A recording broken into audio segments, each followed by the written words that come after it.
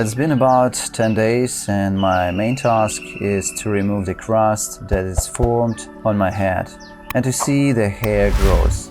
Despite the fact that there is an interesting point too, I know it's still supposed to fall out, but I'm not sure when. I'm starting to wash my hair with this foam, not once a day but twice a day, to get this crust off quicker. I'm sleeping pretty much fine already, in the normal way. But at night sometimes this donor area hurts. Last night I even got up and took painkillers. Today it basically hasn't happened anymore. This is what it looks like at the moment. You see, gradually here it's appearing finally the scalp. This crust is slowly coming off. My target is to get it off as fast as possible, so you can see my scalp.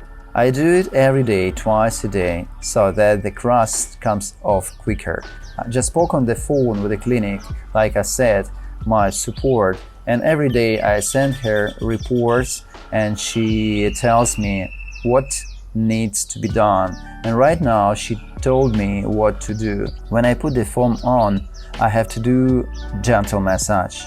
A massage that's gonna make this crust come off faster. Basically, she's looking at it and she's telling me that everything is going according to plan. Everything is going as it should. Well, we'll see. I will let you know when the crust comes off and how it's gonna look like without the crust. Because a lot of people write that on day 3rd they go to work and their hairs are already growing. I'm already, as you can see, on day 10 or even day 11 and the crust is still there. And the hair, of course, is not growing either. Maybe only the hair that I've had from the first transplantation. There are no new hairs at all. Maybe little too small. Those are the ones that were with the first transplantation 10 years ago. By the way, while I was messaging here, you can see that some of the hairs with roots already on my fingers, which is not a good thing, I guess. As soon as I noticed that some of the hairs were staying on my hands, I stopped this massage and the next step is to wash my hair. I usually do it the following way. I just squeeze a little bit of shampoo on the sponge, make a little bit of foam so it doesn't run off and it's more or less thick. And then in the same way I put it all my head and then I leave it alone for a while before I wash it off. So I take all the foam and I apply it evenly all over my head so that it somehow more or less dissolve all that crust. The way I see it, it's even easier to do after you have washed your head. You get all that crust soaked and you can gradually and very gently to scrap it off, but the main thing is that the hair itself don't come out. See this one here? It's more easily when soaked and you can slowly remove it. This is probably the most effective and workable way to get rid of these crusts.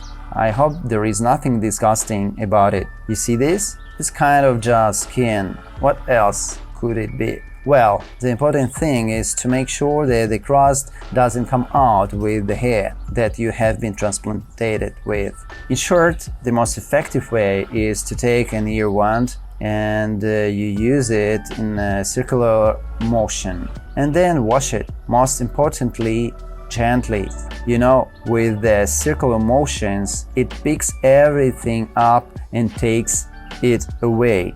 And gradually the whole head can be cleaned in this way. That is the know-how. And this is done after you have washed your hair with the shampoo, so that's all that crust gets soaked. The main thing is to do it gently, so you don't damage your hair with the ear cleaning bots, not to pull out the hair that's been transplanted. All in all, half an hour after the crust is gone, it's all washed away. Now you can see the hair pattern that I've got.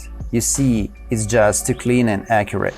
And it's kind of unusual for the original hair, for natural hair, isn't it? The next morning I have a continuation of the story with this crust right here. I want to finally get rid of it, so early in the morning I'm applying this foam again that they gave me in the clinic and the shampoo, and then after that I'm going to follow the same technique as yesterday. I'm going to use a cotton buds to remove all this crust. I asked the clinic and they said that the foam that they give it to me has to be used until the crust comes off. So I decided to get rid of the foam to get rid of the crust, because to walk around in the public with this crust, it's not comfortable. If you remove the crust, basically the hair already looks like they haven't been transplanted, but you can see slightly redness in the donor area. It turns out that to do all this,